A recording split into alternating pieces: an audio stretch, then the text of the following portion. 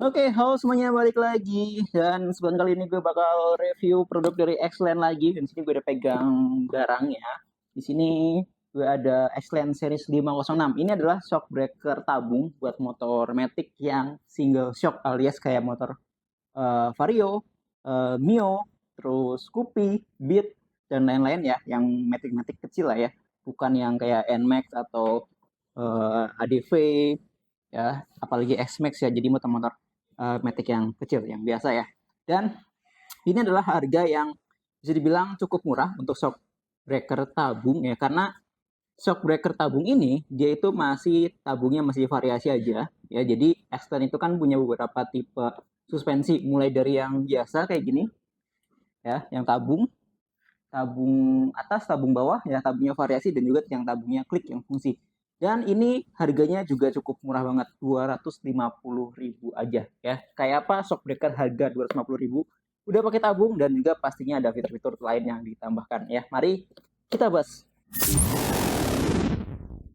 Oke, mari langsung dibahas aja ya. Di sini gue pegang dua ya, tapi ini cuman ada dua kemasan ya. Jadi kalau misalkan kalian nemuin di pasaran, kalian dapat kemasan yang kayak gini, berarti kalian dapat kemasan yang lama. Dan biasanya untuk kemasan yang lama itu varian warnanya lebih sedikit dibandingkan kemasan yang baru. Nah, yang kemasan yang baru ini sebenarnya nggak ada perubahan ya, cuman ada tambahan varian warna. Seperti yang di belakang gue juga ada beberapa ya, kayak yang ini warna Titan, itu salah satu warna yang terbaru. Cuman ini bukan 506 ya. Nah, yang ini series 506 ini udah kosong ya, jadi nggak bakal gue unboxing karena barangnya sudah ada di belakang gue. Nah, ini dia ya, ini untuk tampilannya ya. Ini 506 yang warna red ya, warna merah kayak gini ya. Ini udah gue labelin ya, udah gue labelin karena ini kemasan lama, teman udah gue display. Ini yang baru masih ada, nanti gue bakal unboxing apa sih bedanya gitu kan. Karena sebenarnya kalau gue lihat awal-awal buka ya, itu nggak ada beda yang berarti, cuma nanti gue bandingin di video ini ya. Kalau misalkan dari sisi desain ya, di sini seperti biasa bagian pangkon atasnya itu bisa dilepas guys ya. Bagian pangkon atas bisa dilepas, jadi untuk series ini emang desainnya itu pangkon atasnya bisa dilepas dan bisa diganti dengan pangkon bawaan dari, kalau misalkan ada beberapa tipe motor yang pangkonnya nggak pas ya, walaupun di sini kalian bakal dapat ring tambahan kalau misalkan dia terlalu longgar ya. Ini kan kalau untuk patokannya ke Honda sama Yamaha aja biasanya. Nah, makanya biasanya kalau teman-teman yang pakai di Suzuki itu biasanya pangkonnya nggak begitu pas, makanya teman-teman bisa ganti pangkonnya dengan pangkon original, lalu tinggal di suspensinya pakai yang punya X-Line, itu bisa aja ya. Kayak punyanya uh, NMAX lama ya, NMAX Old dengan All New NMAX itu juga beda ya pangkonnya. Lebih kecil kalau nggak salah untuk yang uh, baru ya, cuman itu bisa diganti kayak gini ya. Itu dari sisi desain atas. Kita masuk ke sisi preload. Nah, bagian preload ini kalian bisa nanti atur ya. Nah, kayaknya enaknya kalau misalkan gue sambil dibandingin sama yang ini, alias yang kemasan baru ya. Nanti gue bakal unboxing. Nih, oke, gue buka ya untuk yang kemasan barunya. Biasanya nggak ada bedanya ya. Bedanya, oh iya, bedanya di sini. Di kemasan baru, kalian bakal dapat stiker lebih banyak. Ya, stikernya kayak gini. Kalau yang di kemasan lama itu cuma satu ya, satu atau dua yang ini kayak gini aja. Cuman ini kalian bakal dapat, kalian juga bakal dapat yang gold seriesnya ini, yang gold, yang series paling mahalnya ya. Itu kan ada stiker ini, jadi kalau kalian pengen pakai ya biar kelihatan mungkin lebih mahal ya, pakai yang series goldnya. Ya, nah ini series yang tabungnya bisa ya, kayak ini punyanya Satria FU atau Jupiter MX atau Ninja 2 ya Ninja 150 sorry ya. Di stikernya bisa kalian pakai.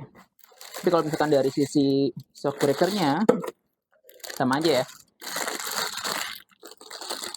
Shock breakernya sama aja.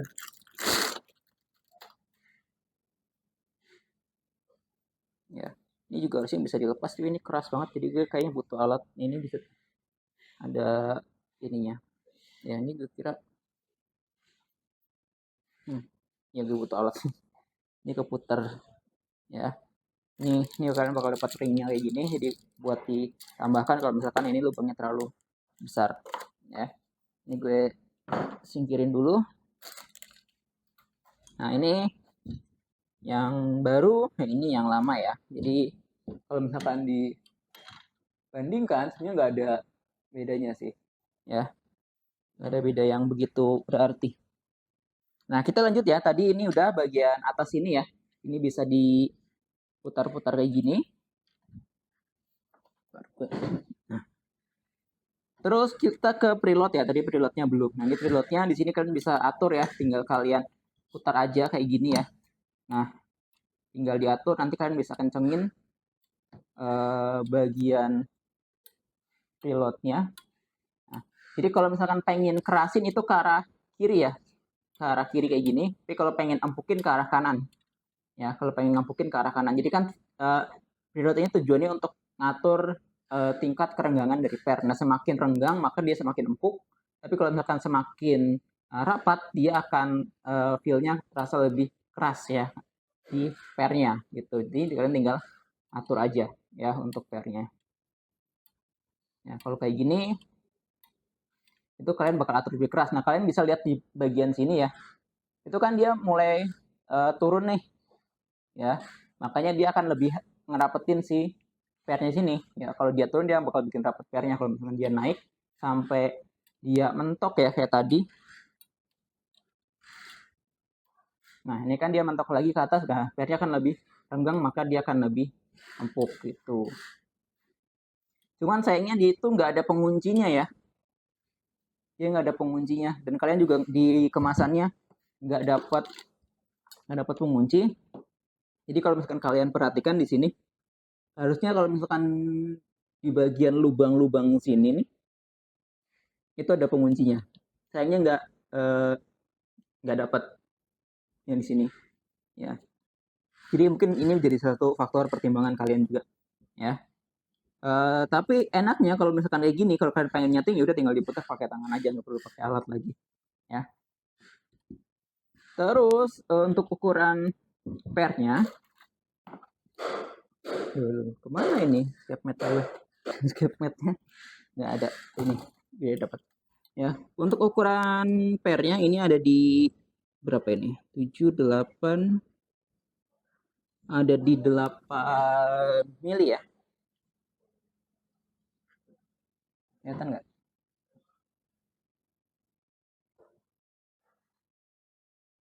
ya, ada di 8 mili. Kalau misalkan yang lama ya sama ya, ada di 8 mili ya. Nah, oke. Jadi ada 8 mili. Nah ini untuk piston rodnya, ini yang paling penting. Karena ini yang bakal mempengaruhi berapa sih beban yang bisa ditampung oleh suspensi atau shock breakernya. Di 12 mili ya, berarti sama kayak ukuran standar 12 mili. Nah, kalau misalkan pakai 12 mili berarti itu beban umum atau beban rata-rata yang bisa ditampung oleh suspensi ini itu di kisaran 200 sampai 250 kilo. Itu kalau 12 mili biasanya ya rata-rata. Jadi yang namanya suspensi enak enggaknya kan tergantung berapa bobot yang ditampung oleh si suspensi. Ya, nah maksimalnya itu biasanya di 200 kiloan kalau misalkan 250 kilo ya, itu untuk suspensi standar. Nah, untuk suspensi ini ya, walaupun dia pakai tabung, ini kan tabungnya variasi aja nih. Ya, kedengeran ya. Jadi ini kosong. Nih. Ya, ini kosong. Berarti di dalamnya nggak ada nitrogennya. Karena biasanya untuk shock breaker tabung itu ada nitrogen di dalamnya. Ya. Nah, dengan ada nitrogen ini, maka kemampuan si suspensi bakal lebih bagus biasanya ya. Biasanya antara nitrogen dan oli di dalamnya. Nah, di sini biasanya ada jalurnya. Dan ini kalau misalnya kita potong itu biasanya nggak ada jalur. Ya. Dan juga bagian bawah itu nggak ada ribbon ya, ada settingan ribbon, jadi cuma preload aja. Nah biasanya seperti itu. Ya dengan harga 250.000 ya, sebenarnya ini diperuntukkan buat kalian yang emang pengen nyari looks-nya aja, tampilan aja, tapi secara performa suspensi itu sama dengan shockbreaker bawaan atau shockbreaker yang tanpa tabung ya. Karena sebenarnya yang fungsi ya cuman bagian sini aja. Makanya kalau misalkan kita lihat desainnya, kalau misalkan kita bandingkan sama yang biasa ya, yang tanpa tabung kayak gini nih.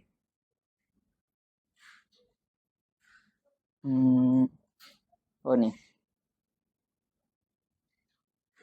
ya. Ini kan hampir mirip ya. Cuman ditambahkan tabung di bagian sini. Ya, jadi makanya secara performa dia itu sama aja dengan yang tanpa tabung. Ya. Cuman emang ini cocok dipakai kalau misalkan biasanya rata-rata yang beli itu emang buat modifikasi aja, buat tampilan aja, ya, tanpa emang memikirkan untuk perhitungan bagaimana performa suspensinya. Beda kalau misalkan kalian beli yang tabungnya fungsi.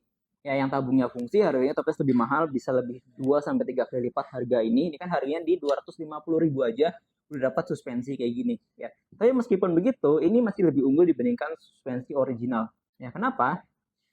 Dari sisi tabung ini, tabung dalamnya dan juga ada fitur preloadnya, karena di beberapa motor, terutama untuk motor-motor yang tipe agak lama ya, itu belum ada bagian preload yang di atas ini. Biasanya itu di bawah kayak gini. Ya. Ya, dan ini agak lebih susah untuk nyeting si preloadnya.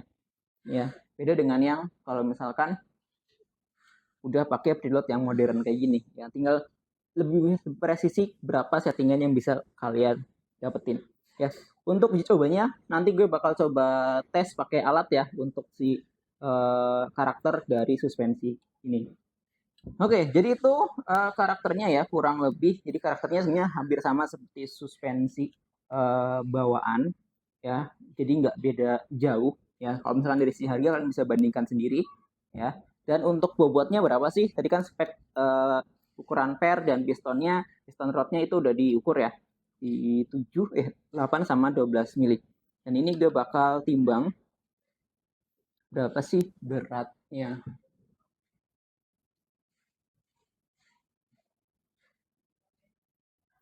Oke, kita timbang ya. Beratnya di 1,478 ya kilo ya, atau 1478 gram ya.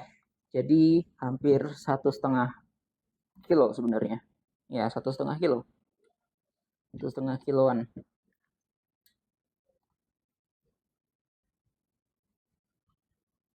Ya, 1,5 kilo. Yang baru cenderung lebih ringan dibandingkan yang seri lama ya. Yang seri lama di 1,5 kilo lebih malah. Oh iya, lebih 0,2 gram. Ya, itu untuk bobotnya. Ya. Dan karena ini single shock, kalau misalkan buat NMAX gimana yang double? Yang double itu ada sendiri ya. Yang double itu ada sendiri, seriesnya ada sendiri.